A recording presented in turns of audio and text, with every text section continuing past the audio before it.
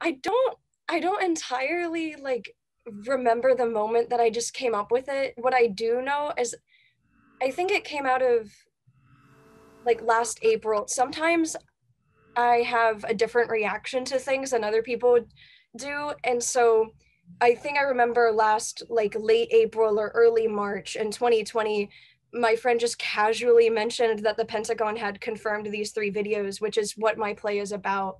And I was just shocked. I was like, how could you say that casually? And I was more surprised that I hadn't heard about it beforehand because it had happened a while ago. And I was like, this sounds big. And I guess I just at the time didn't realize that this was something the Pentagon did every once in a while. And then I realized that combined that I think there was also a combination of, you know, COVID and a lot of other societal things going on at the time that overshadowed anything that the Pentagon could have said about aliens. And so when it came time for me to write a play and I was just racking my mind for ideas, I think I was reminded of that. And then I was like, what if somebody had a similar reaction that I did, but actually like was even more attached to it? And, you know, what if this was an alien conspiracist and like, what if he was just angry and outraged by the Pentagon doing this and nobody caring? You know, like what if it was somebody that held on to that initial reaction that I had had? And I think that's where it mostly came from. And then talking with my friends, they reminded me of the September 2019 Area 51 raid that, you know, didn't really happen. And I was like, oh, that ties in. And then it just kind of evolved from there. And yeah, I don't know. It just came from my initial reaction to hearing about those videos. So I've been in the theater program at my school, Encore, at Alonzo High for, I'm going into my 3rd year, which is also my last year since I'll be a senior. And this was the first play that I've ever written, and it's also the first one that I've ever directed.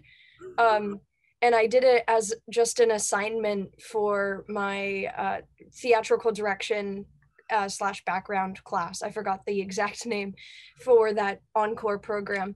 And I brought it to the individual events competition that a lot of schools in District 9 compete in, and then it goes to like states or whatever.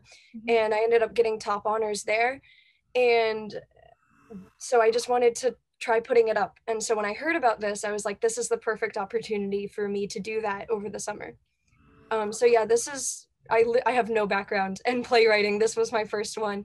And this is also the first one that I've ever directed and stuff. So it's very exciting. Since I've written this one, I have written 2 or 3 other 10-minute plays, another assignment for that class. A lot of procrastination and then just all at once. Whoa, we can identify with that. Yeah, it's, if you give me a deadline, I'll get it done the night before, and then somehow it'll turn out okay. That's basically my writing process. I did make sure to do an outline, and I did think about all my characters beforehand. So I think I do a little bit of planning but for the most part, it's just jumping into it and just seeing what I can create. And then another thing that I've been really working on is while I'm writing, I try to remember what I already have written to see if there's any jokes that I can continue further or weave back into other parts of the play to make the characters more well-rounded and more like the play as a whole more connected. So I'd say that's probably my writing process, just winging it. So from my perspective of, you know, seeing it directed and writing it and, you know, kind of being with it from the point of creation to, you know, going up on stage, my favorite part is, I think, the character, just the characters in general, and how each one kind of has their own moment and their own monologues and stuff, and just they all change and they all make a decision at some point to that's a pretty important decision within their own lives. And I think that was something that I was really worried about as well, was that all the characters were going to be the same and just, you know, just the same person, but with different clothes. And I think I did a good job of keeping them different from each other. I think one thing that other people will enjoy about it is just its ridiculousness. It's not meant to be taken seriously. It's not meant to be like an actual why didn't why didn't this get more news coverage, this is insane, or like aliens are 100% here. It's not meant to be taken serious. It's just you get to look at this cast of really crazy, somewhat stupid characters and just see them going through their own little crises, and I think that's hilarious. So go for it. Like, don't just sit down and write, even if you don't have a fully fleshed out idea. A lot of people will try and force you to go through only one process of writing or only one process of thinking and stuff. And like, there's only one way to be creative. There's only one way to be funny or write or whatever. Don't listen to them. Just go for it, and whatever way you find to be best for you, stick with it. And also realize that everything you write, some people might not like it, and that's just going to be how it is. The jokes or the drama isn't going to hit for everybody. So just stick to what you think sounds good, and you will find your own audience. They will come to you. I think that's what would be my advice, is there's not any one particular way to do things. It's all up to you, and just to not care too much about what one specific group of people think.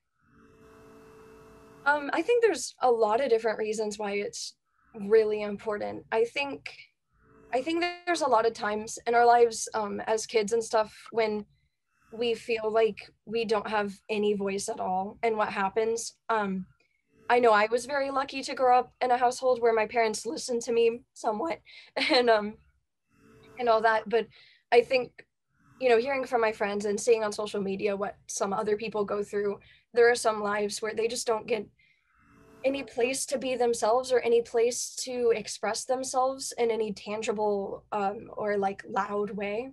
And I think that's something that's really important. I don't think that you can find who you are as just a human being, as far as personality, style, or whatever, unless you are given those types of spaces. And so that's one really big reason why I think it's important, is it makes us feel heard, and we are heard when we get to do stuff like this, and when we're not crowded by adults who just happen to have a louder voice or more resources than we do. Because it's true, we're kids, we don't have as many resources, we don't have money or anything, but that doesn't mean we don't have stuff to say. I don't take anything too seriously. Like I said before, this is a ridiculous play with ridiculous characters, and that's okay. Not everything has to be really deep or like powerful. But sometimes just laughing or just seeing something over the top is moving enough, because it gets you away from any of the more bogged down, everyday routine kind of things that life comes with, right? But I also do think there is somewhat a moral that you could get, is loyalty and friendship. And I think that's always something that I had that I stick to closely within my life and stuff when I'm giving other people advice. Is family is very important, yes, but so is your chosen family. And I think there's always this expectation in society that like we are always going to put blood first, when sometimes we don't need to do that. Sometimes our family members in reality can be rough, and so it's also important that we surround ourselves outside of just our family, because let's face it, we don't stick next to our family members our entire lives. We go out and we explore and we find friends and other people and stuff, and surrounding us with good people there, I think, is something that's really important. And finding loyalty in multiple different places in our lives is really important. And so the more I thought about it, that's another thing that I do think people can get out of my play, especially like with the ending and stuff. Like I said, the characters make choices, and one of them involves that.